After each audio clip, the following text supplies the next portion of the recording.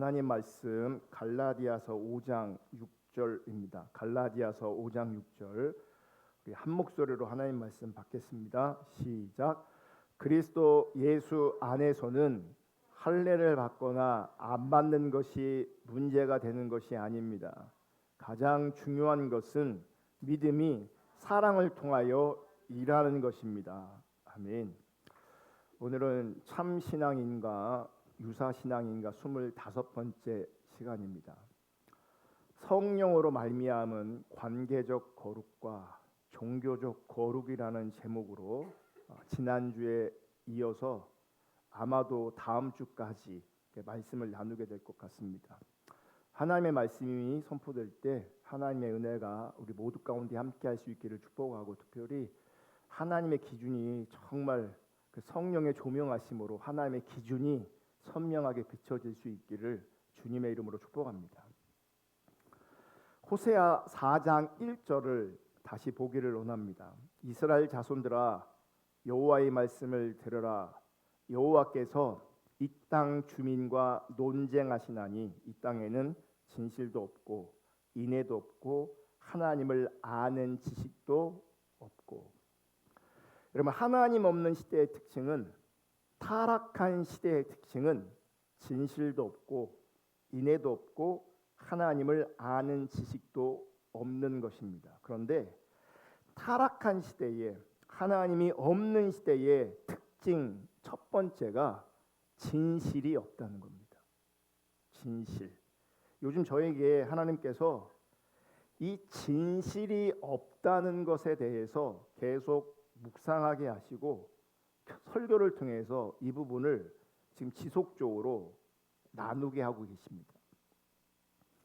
여러분, 진실이 없다는 것은 거짓되다는 겁니다. 지금 진실이 없다는 것은 그들의 상태가 거짓이라는 겁니다. 이분들이 하나님을 부정한 것도 아니고 예배에 참석하지 않은 것도 아니고 기도하지 않은 것도 아닙니다. 헌금을 드리지 않은 것도 아닙니다. 그럼에도 불구하고 하나님이 그들을 판단하시고 진단하실 때 진실이 없다라고 하십니다. 예배하고 있는데, 그들 관점에서는 하나님을 인정하고 있는데, 기도도 하고 있는데, 헌금도 드리고 있는데 진실이 없답니다. 그 얘기는 하나님 보실 때 그들의 상태가 거짓이라는 겁니다. 여러분, 타락한 우리 인간이 진실할 수 없는 것은 어쩌면 너무나 당연한 것입니다. 왜냐하면 사단의 본성이 거짓이기도 하지만 인간의 본성 또한 거짓이기 때문에 인간이 하나님 앞에 진실하다라고 하는 것은 사실은 결단코 쉽지 않은 겁니다. 근데 우리는 지금도 많이 왜곡되어 있기 때문에 나는 진실하다고 생각합니다. 존재론적으로, 본성적으로 거짓된 존재임에도 불구하고 자기는 진실 쪽에 기울어 있다고 많은 사람들이 자기에 대해서 착각하고 오해하고 있습니다. 근데 하나님 관점으로 보면 사단의 본성도 거짓이고 인간의 본성도 거짓입니다. 예레미야 17장 9절, 만물보다 거짓되고 심히 부패한 것은 마음이라. 인간의 존재는, 인간의 본성은 거짓되고 부패합니다. 이것이 하나님 관점으로 우리 가운데 조명되어져야 합니다. 그리고 이것이 우리 가운데 인정되어져야 합니다. 요한복음 8장 44절, 너희는 너희 아비인 마귀에게서 났으며 또 그 아비의 욕망대로 하려고 한다. 그는 처음부터 살인자였다.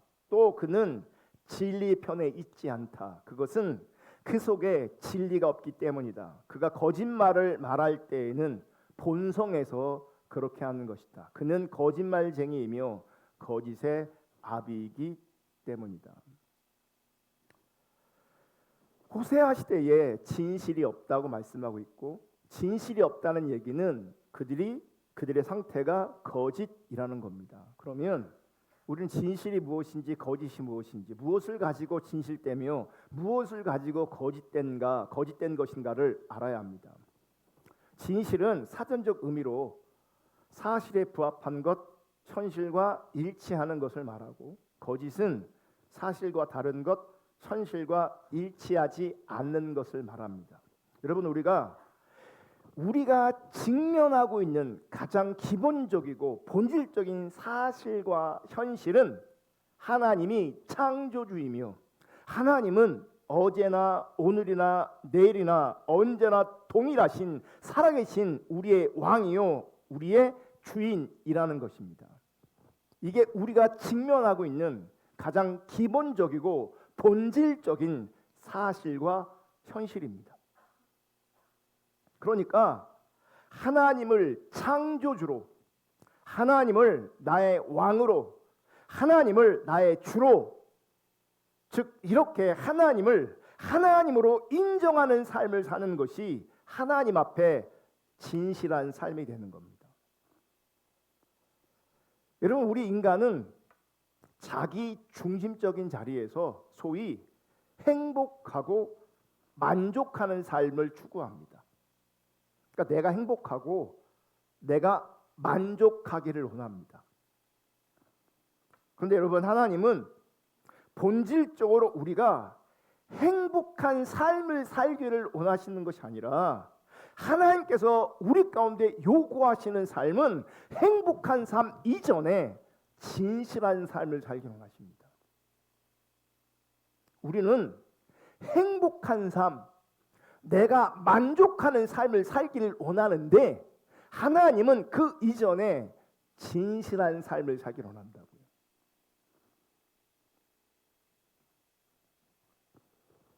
진실이 없는 거짓된 삶은 무엇입니까? 우리가 직면하고 있는 가장 기본적이며 본질적인 사실과 현실인 하나님으로 인정하지 않는 삶을 말합니다. 즉, 하나님이 내 삶의 왕이 아닌 겁니다. 하나님이 내 삶의 주인이 아닌 겁니다. 그러므로 여러분이 하나님을 왕으로, 주인으로 인정하는 삶을 살지 않는다면 여러분은 지금 거짓된 삶을 살고 있는 겁니다. 그것이 호세아 4장 1절에 진실도 없다라고 하는 말과 같은 말인 거예요. 그런데 이 거짓된 삶은 하나님 앞에 진실한 삶을 추구하게 하는 것이 아니라 자기 중립적인 자리에서 지속적으로 행복한 삶을 추구하게 만듭니다. 이 거짓된 삶은 자기 중립적인 자리에서 내 자아가, 내 육체가 만족하는 삶을 지속적으로 추구하게 만듭니다. 여러분, 반드시 인식하시고 기억하시기를 주님의 이름으로 축복하는데, 하나님 앞에 진실한 삶이 반드시 세상의 관점으로 행복한 삶이나 만족하는 삶으로 나타나지 않는다는 것입니다. 즉, 하나님으로 인정하는 삶을 살 때 나의 삶이 소위 세상 사람들이 추구하는 행복한 삶으로 반드시 이어지는 것은 아니라는 겁니다. 아닐 수 있다는 겁니다. 그래서 많은 사람들의 신앙생활이 어려운 겁니다. 왜냐하면 신앙생활을 하는 모양을 가지고 있는데 그 중심은 자기 중립적인 자리에서 자기의 행복과 자기의 만족을 추구하고 있거든요. 그 신앙을 통해서 결국 자기 행복과 자기 만족을 추구하고 있는데, 신앙생활하는 나는 나의 삶의 자리가 행복하지 않고 만족하지 않거든요. 그러니까 신앙생활하는 내 자리가 많이 어려워지는 겁니다. 신앙생활이 어려워. 나는 신앙생활하는데 왜 행복하지 않을까? 나는 신앙생활하는데 왜 만족하는 삶을 살지 못할까? 이렇게 되는 겁니다. 그러니 신앙생활이 어렵죠. 여러분, 내가 하나님을 하나님으로 인정하고 하나님을 왕으로 인정하고 하나님을 주인으로 인정하는 삶을 살면 나의 모든 삶이 잘 된다, 행복해진다, 만족스럽다, 그렇게 된다라고 한다면 누가 하나님 앞에 진실한 삶을 안 살겠습니까? 하지만 제가 이렇게 말하는 것도 가만히 들여다보면 진실한 삶을 살 때 행복에 따라온다, 진실한 삶을 살아올 때 다 잘 된다, 진실한 삶을 살 때 내가 만족스럽다라고 한다면 그럼 누군가가 다, 모든 사람이 다 그 진실한 삶을 추구할 것인데, 많은 경우 그 진실한 삶처럼 보이는, 그 진실하게 보이는 그 삶을 수단 삼아 결국은 자기 만족과 자기 행복을 추구하게 되는 거죠. 그러면 그것조차도 결국은 진실한 삶이 아닌 겁니다. 그것조차도 진실한 삶은 그냥 하나님이 나의 왕 되시고 하나님이 나의 주인 되시고 하나님 앞에서 하나님을 하나님으로 인정해 드리는 삶을 사는 것 자체가 진실한 삶이에요. 잘 되는 것이 따라올 수도 있고 잘 안 되는 것이 따라올 수도 있어요. 형통할 수도 있지만 형통하지 않을 수도 있어요. 본질은 하나님을 하나님으로 인정해 드리는 거예요.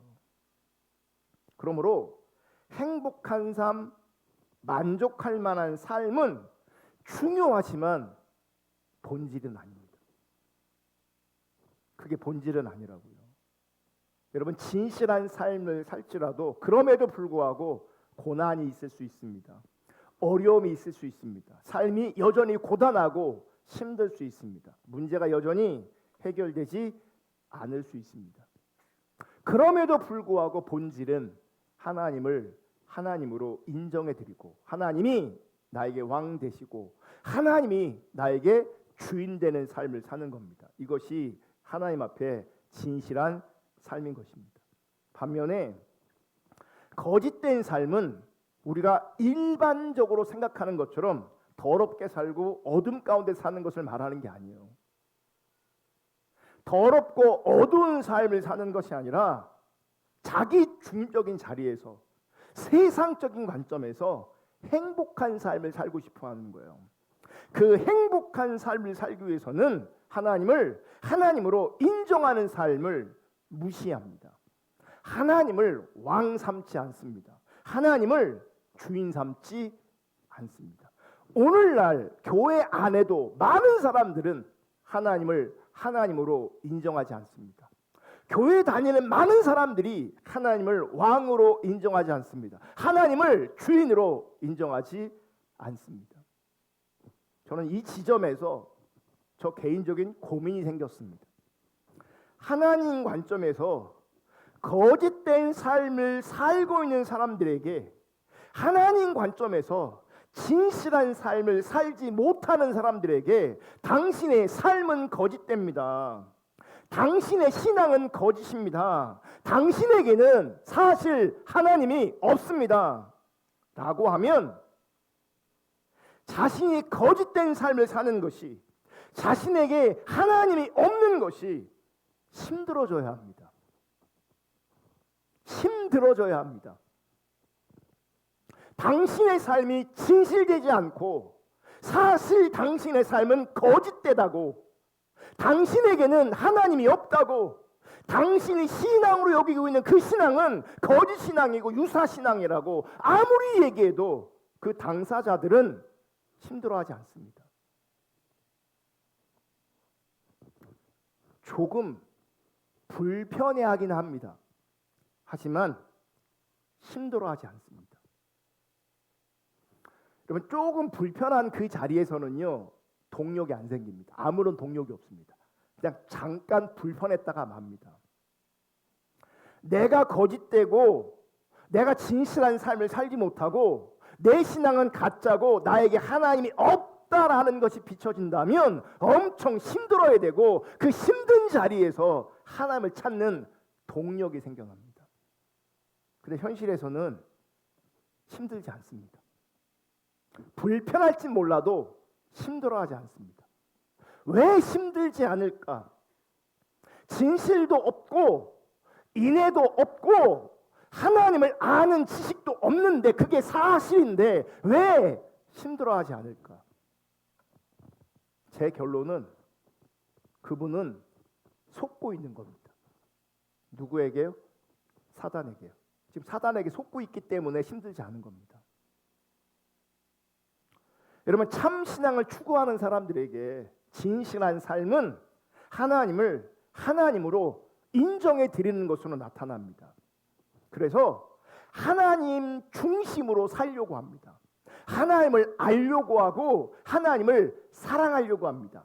하나님의 뜻을 찾아 순종하기를 원하고 우리 시대에 하나님의 뜻이 이루어지길 원합니다. 참 신앙을 추구하면 이렇게 됩니다. 그런데 이 하나님 앞에서 이 진실한 삶이 잘 안 되기에 애통해하고 힘들어합니다. 절박하게 하나님의 은혜를 구하게 되고 하나님을 찾게 됩니다. 그런데 하나님이 없는 거짓된 삶을 사는 사람들의 특징은 이미 사단에게 속고 있기 때문에 그들에게 기본적이며 본질적인 사실과 현실은 하나님이 없는 것이고 하나님이 필요하지 않은 것입니다. 여러분, 참신앙에서 기본적 사실과 본질적 현실은 하나님이 창조주시고 하나님이 살아계시고 그분이 우리 왕이고 그분이 우리의 주인이라는 겁니다. 거기에 참신앙 가운데 있는 분의 사실과 현실입니다. 그런데 거짓신앙 가운데 있거나 속고 있는 사람들에게 사실과 현실은 하나님이 그들 가운데 없는 게 사실과 현실이고 하나님이 필요 없는 것이 그들에게 사실과 현실입니다. 종교적으로는 하나님을 인정할지 모르지만 사실 그들에게 하나님이 없습니다. 하나님을 하나님으로 인정해 드리지 않고 있습니다. 하나님이 없는 현실, 하나님이 필요 없는 현실 속에 있으니 이것이 그들에게 진실이니 아무리 하나님을 얘기하고 참신앙을 얘기해도 힘들지 않습니다. 들리지 않습니다. 마치 이런 것 같습니다. 여러분, 고대의 시대에는 고대에 태양이 지구를 돕니까? 지구가 태양을 돕니까? 고대 시대 사람들이 알고 있는 것. 태양이 돌았어요? 지구가 돌았어요? 태양이 돌았어요. 그걸 우리 천동설이라고 해요. 지구가 중심이 되었고 태양이 돈다고 생각했습니다. 근데 잘 들으세요. 천동설은 거짓입니다. 천동설은 거짓이에요. 태양이 지구를 돌고 있다. 이건 거짓입니다. 진실은 뭡니까? 지구가 태양을 도는 겁니다. 이게 지동설입니다. 보세요. 진실은 지동설인데 거짓은 천동설인데 여러분, 고대 사회에서는 천동설이라는 거짓 아래에 있음에도 불구하고 아무도 힘들어하지 않았습니다. 왜냐하면 그 천동설이라는 거짓이 그 시대에서는 진실이었기 때문에 그래요. 사실은 거짓인데 그 시대에서는 그게 진실로 작동되고 있었어요. 거짓 아래에 있었는데 그들은 아무도 힘들지 않았어요. 왜냐하면 거짓이 진실로 작동되고 있었기 때문에 그래요. 그런데 힘든 사람이 생겼습니다. 천동설이 거짓이고 지구가 태양 주위를 돌고 있음을 알게 된 사람들, 다 태양이 돈다고 알고 있었는데 어느 순간 누군가는 발견한 거죠. 알게 된 거죠. 아, 태양이 도는 게 아니라 지구가 돌고 있었구나. 그동안 우리는 거짓된 사실 아래 있었구나. 진실은 태양이 도는 게 아니라 지구가 도는 거구나. 여러분, 진실을 알았는데 그들은 힘들어졌습니다. 왜요? 천동설이 진실이고 지동설이 거짓으로 작동하고 있었는데 어떤 사람들에게는 지동설이 거짓이 되고 천동설이 거짓이 되고 지동설이 진실이 된 사람들, 그 사람들은 힘들어졌습니다. 우리가 역사에서 확인할 수 있는 것은 지동설을 초기에 주장했던 사람들은 다 핍박을 받았습니다. 거짓 선동한다고. 당시 교회는 지동설을 주장하는 것을 이단으로 규정했습니다. 그게 원래 거짓이었는데, 천동설이 거짓이었는데 그 거짓이 그 시대에는 진실로 통하고 있었어요. 진실을 말하는 사람이 생겼는데 그 진실을 말하는 사람을 핍박했다고요. 이단시했다고요. 이때는 진실한 사람들이 고난을 받았습니다. 거짓을 주장하는 사람들은 아무런 어려움이 없었습니다. 여러분, 우리 시대에 어떤 사람들은 천동설을 주장했던 사람들처럼, 천동설을 믿었던 사람들처럼 하나님이 없거나 하나님이 필요 없다는 것이 진실한 사람, 그게 진실인 사람들이 있다고요. 우리 시대에. 그게 거짓인데 그게 진실로 작동되는 사람들이 있다고요. 그러니까 그들에게는 하나님 없는 게, 하나님 필요 없는 게 진실이기 때문에 제가 아무리 하나님 없는 것, 참신앙이 아닌 것, 거짓된 삶, 진실한 삶 아무리 외쳐대도 그들은 나름 진실한 자리에 있기 때문에 힘들지 않습니다. 안 들립니다. 안 들려요. 그러면서 여전히 자기 관점의 그 진실한 삶, 근데 하나님 관점의 거짓된 삶을 고집하는 겁니다.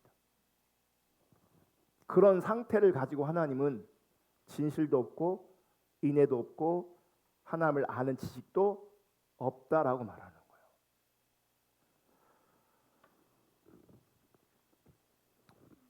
거짓된 삶을 살아도요 어렵지 않습니다. 왜냐하면 그게 진실로 포장되어 있기 때문에. 사실을 오해하고 있고 사실이 왜곡되어 있음에도 불구하고 그들은 힘들지 않습니다. 왜냐하면 지금 그들의 상태는 마귀에게 속고 있는 상태이기 때문에 그래요. 여러분, 사기를 당하는 순간에는요 자신이 사기를 당하고 있다고, 속고 있다는 사실을 전혀 알지 못합니다. 전혀. 그래서 하나님 없는 본성을 따라 행복을 추구하는 삶을 지속적으로 삽니다. 그리고 행복을 추구하고 내가 만족하는 삶을 사는 것이, 그런 삶을 추구하는 것이 진실인 것으로 인식합니다. 그게 진실된 삶인 것처럼. 그런데 여러분, 천동설이 어느 순간 거짓으로 박살난 것처럼 지금은 천동설을 그 누구도 믿지 않는 것처럼 하나님 없는 삶을 살았던 사람들, 하나님의 필요 없는 그 사람들의 거짓이 어느 순간 박살날 겁니다. 여러분, 하나님을 하나님으로 인정하는 사람은 하나님 관점에서 진실한 삶을 살기에 그 사람은 하나님과의 관계성 안에서 반드시 변하게 되어 있습니다. 그것을 저는 관계적 거룩이라고 말하는 겁니다. 그분을 인식하기 때문에, 그분을 인정하기 때문에 왕이신 하나님과 왕이신 주님과 내가 관계되어 있기 때문에 그 관계성 안에서 나타나는 거룩이에요. 그 참신앙은 반드시 변화로 나타나게 돼 있어요. 소위 구원이라는 것은 천국 가는 자격을 얻는 게 아닙니다. 구원은 천국 가는 자격을 얻는 게 아니에요. 타락한 시대의 교회는 사람들에게, 성도들에게 천국 갈 자격을 줍니다. 구원의 확신을 가지라고 하면서. 구원의 확신이 있으면 그의 삶이 거짓된지 진실한지 그거 중요하지 않습니다. 사실은 하나님 앞에 거짓된 삶을 살고 있음에도 불구하고 구원의 확신을 가진다고 말하면 그 사람은 천국을 보장받은 사람이 됩니다. 근데 진짜 구원은 소위 천국 가는 자격을 얻는 게 아닙니다.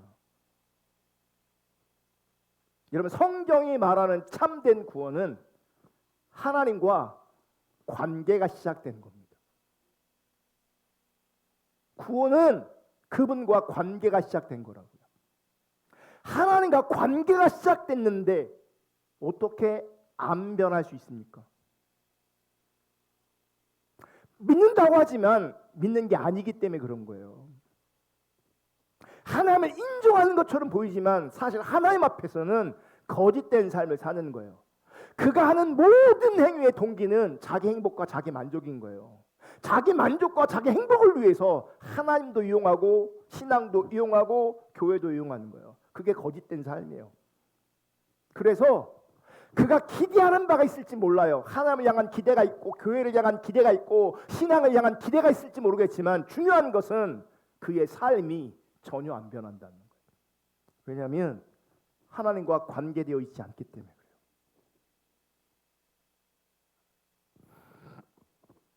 하나님과의 관계는 세상 속에서 나의 행복을 위한 관계가 아니라 하나님이 나에게 왕으로 작동하는 겁니다. 하나님이 나에게 주인으로 작동하는 겁니다. 그게 하나님과의 관계입니다. 관계. 요즘 선생님들이 굉장히 어렵습니다. 왜요? 권위가 없거든요. 권위가 없어요. 여러분, 하나님과 관계에서는요, 하나님 그분이 왕으로 주인으로 권위를 가져야 돼요. 그러니까 교리적으로 이론적으로는 인정해 드리는 것처럼 보여도 실제는 내가 그 권위를 인정하지 않고 그분의 통치 안으로 들어가지 않는다면 나는 하나님을 이용하는 것이 지금 거짓된 삶을 사는 것이지, 그게 거짓 신앙이지 하나님 앞에 진실한 삶이 아닌 겁니다. 하나님과의 바른 관계는 그분이 권위를 가진 자리에서 왕으로 주인으로 작동되는 겁니다. 하나님이. 그러므로 하나님이 나에게 하나님이시라면, 하나님이 나에게 왕이시라면, 하나님이 나에게 주인이시라면 나의 모든 것들이 하나님 앞에서 새롭게 정렬되는 것은 너무나 당연한 겁니다. 그분이 하나님이기 때문에, 그분이 나의 왕이기 때문에, 그분이 나의 주인이기 때문에, 그분과 내가 관계되었기 때문에 나의 많은 것들이, 나의 모든 것들이 그분 앞에서 정렬되는 것은 너무나 당연한 거예요. 그리고 하나님 앞에 우리의 모든 것이 새롭게 정렬되는 것이, 그것이 관계적 거룩이라고 하는 거예요. 이 관계적 거룩은 하나님의 형상을 회복하는 예수님의 모습을 닮은 성품적 거룩으로 나타나는 겁니다. 여러분, 거짓 신앙은 유사 신앙은 신앙의 모양은, 신앙의 감정은, 신앙의 현상은 분명히 있으나 그 신앙을 통해서 자기의 행복을 추구하는 것이기 때문에 하나님 앞에 정렬되지 않습니다. 참신앙이 아니어도 거짓된 삶을 살고 있어도 때로는 하나님께서 은혜가 풍성하시고 공의를 풍성하셔서 그의 필요를 채우시고 그의 문제를 해결해 줄 수 있어요. 그때는 하나님 앞에 감사합니다. 그럼에도 불구하고 그의 삶이, 그의 인생이, 그의 모든 것이 하나님 앞에 정렬되지 않습니다. 가끔 하나님 앞에 무지무지 고마워합니다. 가끔은 하나님이 너무 좋습니다. 가끔은. 그런데 하나님 앞에 정렬되지 않습니다. 하나님 앞에. 그래서 신앙생활을 열심히 하는 것 같지만 안 변합니다. 여러분이 안 변했다면 하나님은 여러분에게 왕이 아닌 겁니다. 여러분이 안 변했다면 하나님은 여러분에게 주인이 아닌 겁니다. 여러분이 안 변했다면 하나님은 여러분에게 하나님이 아닌 겁니다. 이게 안 힘들다고요. 근데 이게 지금도 많은 사람들한테 안 힘들어요. 왠지 아세요? 그들에게 진실은 하나님이 없는 것이고 그들에게 진실은 하나님이 필요 없는 것, 이게 진실로 여러분에게 지금 작동되고 있는 거예요. 나를 거짓되게 인식돼야, 하나님 없음이 인식돼야, 하나님을 하나님으로 내가 인정하지 못하고 있음이, 하나님을 왕으로 주인으로 인정되지 않고 있음이, 그게 거짓인 것이 비춰져야 힘들어지고 애통해지는데, 거기에 돌이킴이 있고 회개가 가능한데 안 힘들어요. 맞아, 막연한 동의만 있어요. 맞아, 그래. 근데 안 바뀌어요. 왜냐하면 바뀔 때는, 바뀜의 이유는 뭐냐면 그분이 왕일 때 내가 바뀌는 거예요. 그분이 왕이 아니면, 그분이 주권자가 아니면, 그분이 주인이 아니면 우리는 바뀔 수 있는 소망이 전혀 없습니다. 은혜를 받아도, 응답을 받아도 안 바뀝니다. 하나님이 나의 필요를 채워줘도 안 바뀝니다. 내 문제를 해결해줘도 나는 안 바뀝니다. 신앙은 내가 바뀌는 거지 내 필요가 채워지는 게 아닙니다. 신앙은 응답받는 게 신앙이 아닙니다. 내가 잘 되는 게 신앙이 아닙니다. 내가 바뀌는 게 신앙이라고. 왜냐하면 나의 변화와 바뀜을 통해서 하나님이 하나님 되심으로 드러나기 때문에 그래요. 하나님이 왕 되심으로 드러나기 때문에 그래요. 하나님의 주인 되심으로 드러나기 때문에 그래요. 많은 사람이 자기의 유익의 관점에서, 은혜 받은 관점에서 수많은 이런저런 간증을 할 수도 있습니다. 근데 그분에게 하나님이 아니면 그분은 거짓된 자리에 있는 거예요. 그리고 그 사람은 안 바뀌어요. 그렇게 간증거리가 많고 하나님에 대해서, 신앙에 대해서, 영적 세계에 대해서 할 말이 그렇게 많은데 정작 그 당사자는 여전히 안 바뀌어 있어요. 그에게는 그분에게 하나님이 아니라고요. 그분에게 하나님이 왕이 아니라고요. 그분에게 하나님이 주인이 아니라고요. 그래서 안 변한다고요.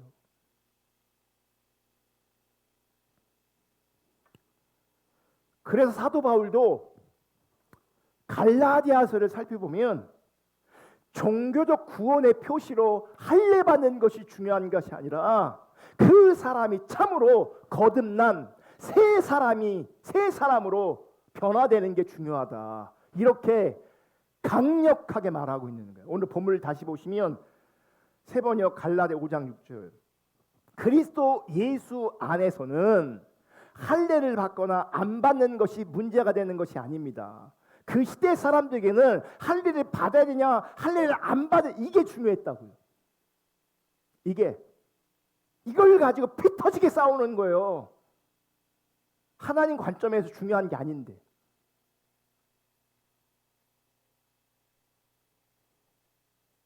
정말 이 시대에 많은 사람들이 하나님 앞에서 전혀 중요하지 이슈를 가지고요, 에너지를 소비하고 시간을 소비하는 사람들이 있어요. 그게 중요한 게 아닌데, 그게 본질이 아닌데, 가장 중요한 것은, 성경을 보시면 할례를 받거나 안 받는 것이 문제가 되는 것이 아닙니다. 가장 중요한 것은 믿음이 사랑을 통하여 일하는 것입니다. 개역 개정은 이렇게 표현해요. 사랑으로 역사하는 믿음이 중요하다. 공동번역은 이렇게 표현해요. 사랑으로 표현되는 믿음이 중요한 것이다. 뭐예요? 할례를 받냐 안 받냐 이게 중요한 게 아니라 그 믿음이 진짜라면 그 믿음은 사랑으로 나타나고 사랑으로 표현된다는 거예요. 사랑으로 표현되는, 사랑으로 나타나는 그 믿음이 중요한 것이지, 그 믿음의 실제가 중요한 것이 할례를 받았냐 안 받았냐 이게 중요한 게 아니라고요. 따지고 보면, 여러분, 많은 사람들이 가지고 있는 어떤 이슈들을 따지고 보면요, 할례를 받아야 되냐 안 받, 이런 관점에서 시시비비를 가지고 논쟁하는 사람들은 엄청 많아. 그게 중요한 게 아닌데, 내 믿음이 진짜라면 그 믿음은 사랑으로 표현되고 사랑으로 나타난다고. 그래서 사랑으로 나타나지 않는 믿음은 믿음이 아니라는 거예요. 사랑으로 표현되지 않으면 그 믿음은 믿음이 아니라는 거예요. 근데 그 믿음으로 나타나는, 사랑으로 나타나는 그 믿음, 사랑으로 역사하는 그 믿음은 하나님이 하나님 되실 때에, 하나님을 왕 삼을 때, 하나님을 주인 삼을 때, 신실한 삶을 살 때 하나님 앞에서 참된 사랑, 참된 믿음을 통해서 사랑이 표현되어지는 거예요. 그래서 사도 바울은 지금 너희들이 싸우는 문제는 중요한 게 하나도 아니다. 그거 하나도 중요하지 않다. 너희가 새로운 피조물이 되었는지, 새 사람이 되었는지, 참된 믿음에 거하고 있는지 그게 중요하다. 이렇게 말씀하시는 거예요. 갈라디아서 6장 15절도 비슷하게 말씀합니다. 다 같이 읽을게요. 시작. 할례를 받거나 안 받는 것이 중요한 것이 아니라 새롭게 창조되는 것이 중요합니다. 여러분, 할례를 받으면 뭐예요? 할례를 혹은 안 받으면 뭐예요? 새롭게 창조되지 않으면 그건 아무런 의미가 없는 거예요. 할례를 받았든 할례를 안 받았든 그 의미가 없는 거예요. 본질은 뭐냐면 하나님 앞에서 새롭게 우리가 창조되어지는 거예요. 아멘. 여러분, 우리가 분별해서 구분해야 하는 변화는 두 종류입니다. 첫째는 종교적 변화이고 두 번째는 복음적인 변화입니다. 여러분, 종교적 혹은 율법적 변화는 모든 종교에서 일어날 수 있는 변화입니다. 모든 종교. 이 변화는 성품의 변화를 포함할 수도 있습니다. 그래서 타 종교에 아주 훌륭한 인격을 가지신 분들이 있습니다. 아주 훌륭한 인격, 아주 훌륭한 성품을 가지신 분들이 존재합니다. 소위 종교가 없어도요, 훌륭한 인격과 훌륭한 성품을 가지신 사람도 세상엔 얼마든지 존재할 수 있습니다. 쉽진 않지만. 그런데 이런 성품의 변화는 얼마든지 자기 노력의 결과로 얻어낼 수 있습니다. 상당한 수준까지 이를 수도 있습니다. 하지만 이런 종교적 율법적 관점에서의 성품의 변화는 본성은 여전히 바뀌지 않는 하나님 관점에서는 여전히 겉사람의 변화에 불과합니다. 겉사람의 변화. 그래서 이 겉사람의 변화 가운데 있는 것은요, 진짜 변화가 아니기 때문에 변화된 것처럼 보이지만 금방 다시 돌아옵니다. 금방 돌아옵니다. 은혜 받을 때는 한없이 막 은혜를 받았을 때는 한없이 착하고 한없이 친절하고 한없이 사랑이 많은 것 같은데 이게 겉사람의 변화라고요. 그러면 금방 돌아온다고요. 이거 지속이 안 돼요. 왜냐하면 사실은 진짜 변한 게 아니기 때문에 그래요. 하나님께서 인정하시는 것은 자기 노력으로 맺어진 성품, 그게 아닙니다. 자기 노력의 결과로 얻어낸 성품 아니라는 거죠. 성경이 말씀하고 있는 참된 변화, 하나님께서 인정하시는 참된 변화는 복음적인 변화고요. 하나님께서 우리의 본성, 우리의 속사람을 바꾸시는 겁니다. 그러니까 정확한 표현은 우리 본성과 속사람에 영향을 주는 겁니다. 그러니까 자극을 받아 변한 것처럼 보이는 그게 아니라 내 본성에 영향을 주는 거예요. 내 속사람에 영향을 주는 거예요.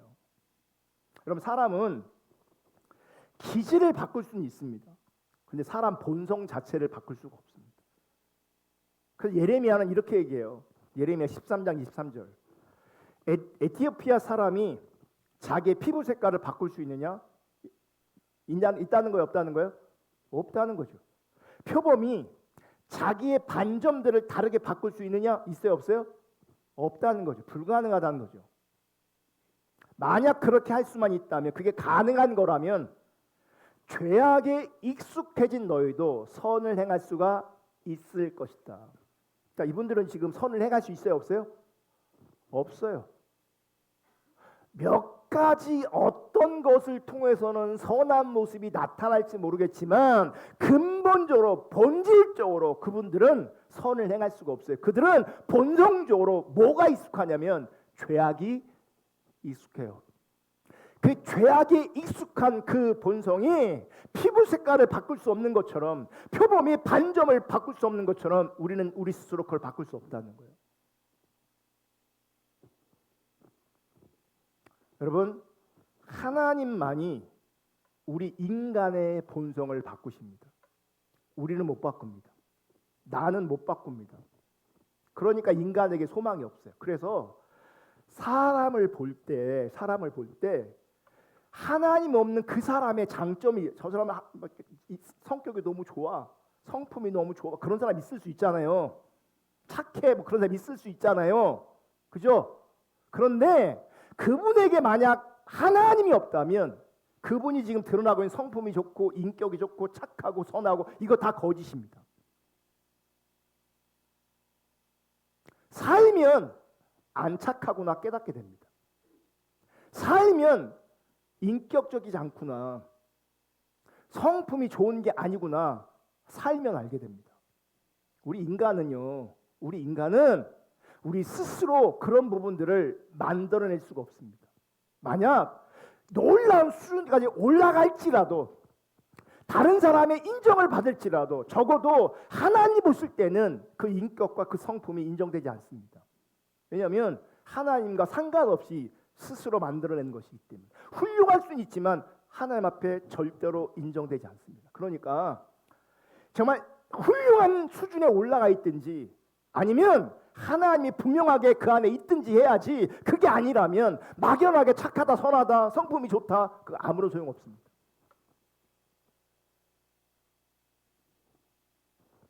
하나님만이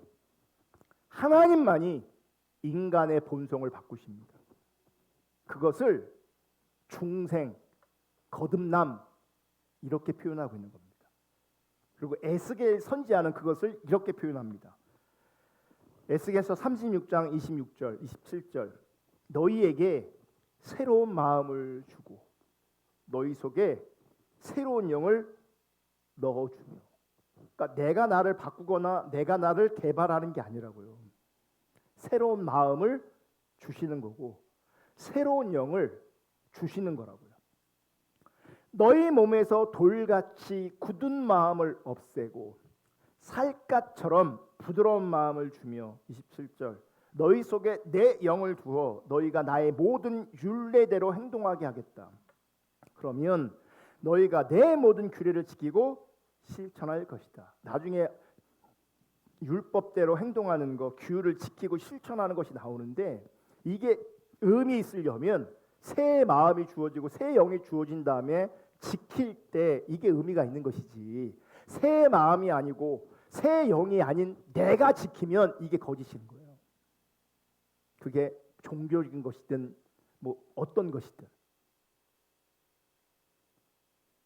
여러분, 새로운 마음, 새 마음을 주신다는 것은 우리 안에서 새로운 욕구가 생겨난다는 거예요. 새로운 신적 본성을 주신다는 얘기예요. 그러니까 하나님은 우리의 죄성의 일부를 고쳐서 사용하는 것이 아니라 하나님께 속한 성품을 우리 가운데 주시는 거예요. 새 마음을, 새 영을 주시는 거예요. 일부를 고쳐 사용하는 게 아니라고요. 하나님께 속한 성품을 주시는데 그것을 바울은 이렇게 표현하는 거예요. 새로운 피조물이라고. 고린도서 5장 17절, 누구든지 그리스도 안에 있으면 그는 새로운 피조물이다. 옛 것은 지나갔습니다. 보십시오. 뭐가 됐어요? 이게 실제여야 된다고요. 그냥 막연하게 교리적으로 여러분 새로운 피조물입니다, 믿으십시오, 아멘, 그런다고 내가 새로운 피조물의 실제가 있는 거예요. 그 새로운 피조물은 왜 새로운 피조물이냐면 새로운 마음이 부어졌고 새로운 영이 부어졌단 말이에요.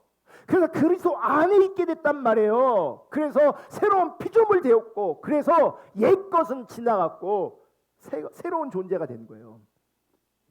새로운 존재. 그러니까 안 변하면요, 그게 가짜 신앙인 거예요. 변해야 된다고요. 새 것이 되어야 된다고요. 중생하고 회심한 사람만이 이제 새로운 욕구가 생겨요. 어떤 욕구가 생기냐면, 예전에는 죄를 즐거워했다고요. 죄에 이끌림을 당했다고요. 죄를 거부하지 못했다고요. 하나님이 기뻐하지 않는 것들을 끊어내야 되는데 내가 그러지 못했다고. 도리어 끌려다녔다고. 세상에 끌려다니고 쾌락에 끌려다니고 죄에 끌려다니고, 그래서 결국은 죄의 억압 아래 있게 되어지는 거예요. 그게 종로로 타고 있고 포로된 거거든요. 그런데 회심한 사람들은, 중생한 사람들은 새로운 거룩한 본성이 생겨요. 새로운 마음이 부어지고 새로운 영이 부어지기 때문에 이제는요, 죄를 미워하게 돼요. 죄를 미워하게 된다고요.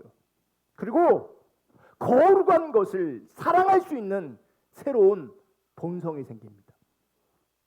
저는 이것을 하나님이 주신 제2의 천성이라고 표현합니다. 원래 내 본성이 아니에요.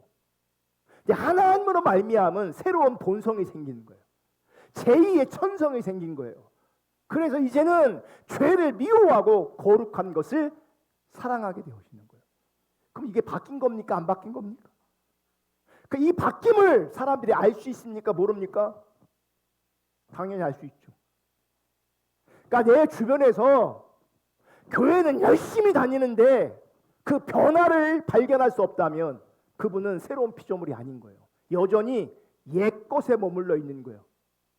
참 신앙이 아니라 거짓된 신앙 안에 있는 거예요. 그래서 안 변하는 거예요. 거룩한 욕구가 없는 거예요. 새로운 욕구가 없는 거예요. 그러니까 여전히 거룩을 추구하되 종교적 거룩을 추구하면서 자기가 거룩한 줄 아는 거예요. 관계적 거룩이 아니라. 여러분, 새 사람이 되었다고 해서 이 본성적 기질이 완전히 뿌리 뽑혀서 전혀 죄를 짓지 않은 상태가 된 것은 아닙니다. 그러나 그의 새 마음과 새 본성이 지향하고 바라고 원하는 것이 변하는 것입니다.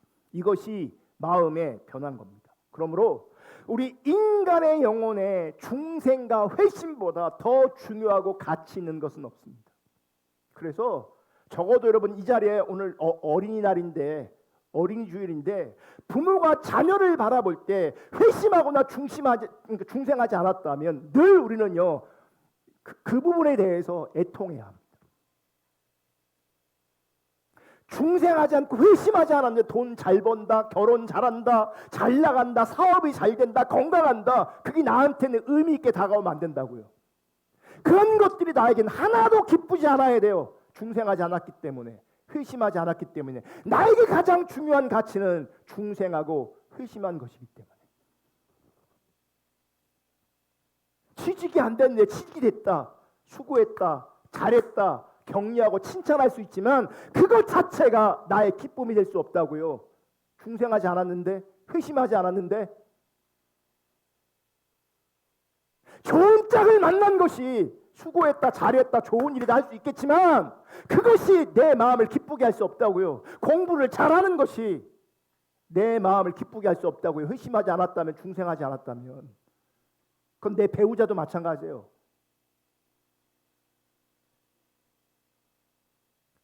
회심하지 않아, 중생하지 않았는데요, 그냥 그 새끼가 이뻐 죽어. 그냥 그분의 가치는 중생과 회심이 아닌 거예요. 그 자녀가 진짜 내가 사랑한다면 회심 때문에, 중생하는 것 때문에 씨름해야죠. 애통해야죠. 권고해야죠. 정말 사랑한다면. 회심하지 않았는데, 중생하지 않았는데 세상적으로 조금만 잘 돼도요, 그렇게 기쁠 수가 없어요. 회심하지 않았는데, 중생하지 않았는데 세상적으로 안전한 자리에 있는 것, 안정한 자리를 보장받는 것, 내가 보장해 준 것, 그게 그렇게 뿌듯해요. 됐다. 네가 이제 안전하구나. 안전하면 뭐 하는데요? 천둥소리 어느 순간 박살난 것처럼 세상적인 안녕과 행복과 잘됨이 다 어느 순간 박살나게 되어 있다고요. 회심하지 않으면, 중생하지 않으면.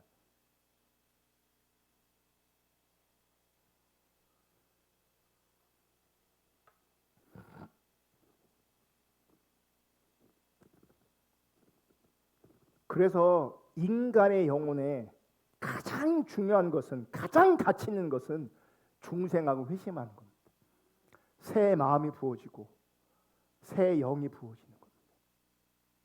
이 중생과 거듭남을 통해 사람은 하나님을 영광 가운데 바라보게 되고 그분을 인식하게 됩니다. 우리가 하나님의 영광 가운데 하나님을 바라보고 하나님을 인식할 때 내 안에서 거룩함을 향한 변화를 경험하게 되는 거죠. 내가 만들어낸 변화가 아니라 하나님을 바라보고 하나님을 인정하는 그 자리에서 나는 그분 앞에 정렬될 수밖에 없고 그 정렬되는 것이 나에게 변화로 나타나는 거예요.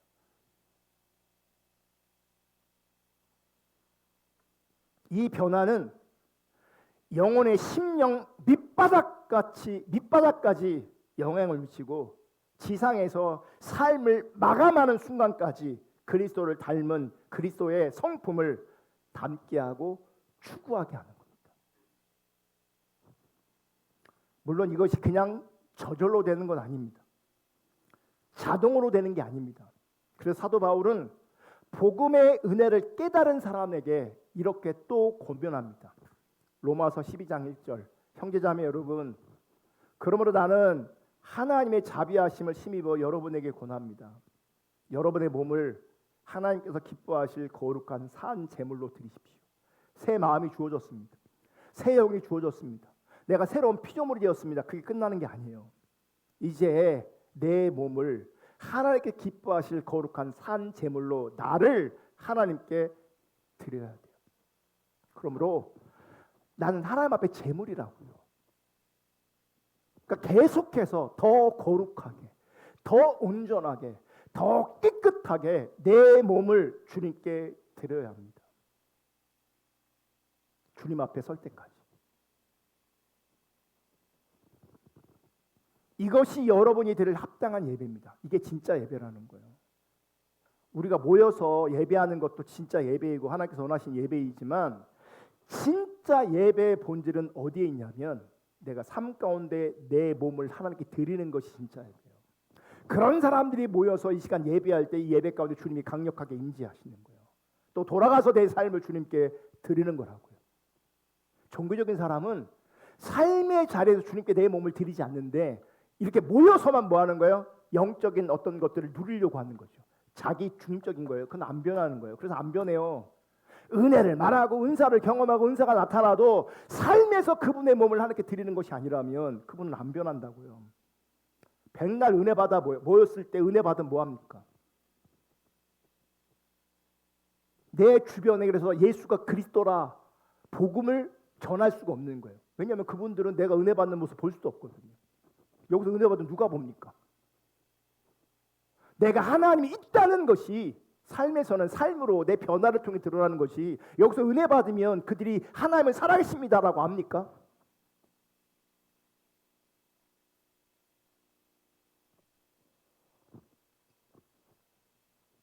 2절 여러분은 이 시대의 풍조를 본받지 말고 마음을 새롭게 함으로 변화를 받아서 그러니까 우리 가운데 요구되는 게 뭐냐면 늘 마음을 새롭게 함으로 늘 뭐예요?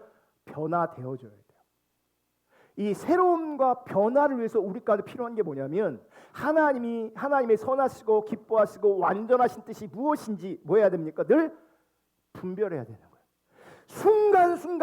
순간마다 하나님께서 원하시고 기뻐하시는 그 완전하신 뜻이 무엇인지 그 뜻 앞에 나는 합당한지 그걸 분별해야 돼요. 그 분별을 위해서 우리 가운데 필요한 게 뭐냐면 이 시대의 풍속을 따라가지 않는 겁니다. 이 세상 풍조를 따라가지 않는 겁니다. 세상을 사랑하지 않는 겁니다. 그러므로 세상을 사랑하고 자기를 사랑하면 그 사람은 이제 하나님께서 원하시는 재물이 아닌 거죠. 이미 더러워졌는데.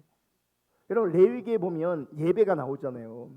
그거는 율법적으로 이런 형식으로 이런 절차를 가지고 너는 나를 예배해야 돼. 그걸 말하는 게 아니고 예배의 성격을 얘기하는 거예요.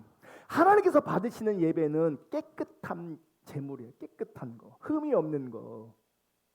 세상 사랑에 이미 제물의 자격이 없어요.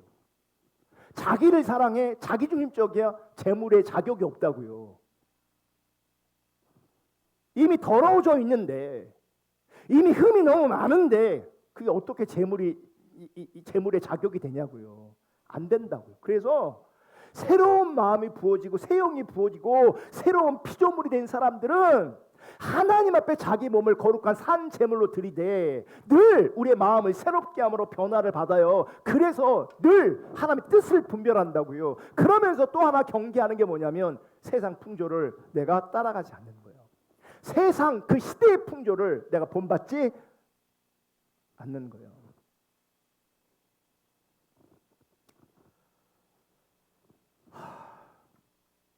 그리고 그 사람은 늘 하나님의 선하시고 기뻐하시고 온전하신 뜻이 무엇인가 잘 분별하기로 합니다. 왜 분별합니까? 순종하고 따라가려고. 그게 변화입니다. 익숙한 대로 교회 생활하고 익숙한 대로 종교 생활하는 거 그게 참신앙이 아니에요. 늘 분별해서 새로운 마음으로 늘 변화를 받아 새롭게 주님의 인도하심 가운데 하나님의 뜻 가운데 순종하며 사는 것 그게 참신함. 하나님은 우리가 그렇게 매일 새롭게 변화되기를 원하십니다. 그럼 어떻게 늘 새롭게 변화를 받을 수 있을까? 어떤 사람들은 열심히 성경 보고 기도하고 교회 출석하고 봉사하면 그렇게 될 거라고 생각합니다. 그리고 많은 교회는 그렇게 가르칩니다. 성경 열심히 보면 기도 열심히 하면 교회 열심히 충성하고 봉송하면 매일 새롭게 되고 변화될 것이다. 지금 나열한 것들이 여러분 중요하지 않은 게 아니고 중요합니다. 그리고 우리 가운데 매우 필요합니다.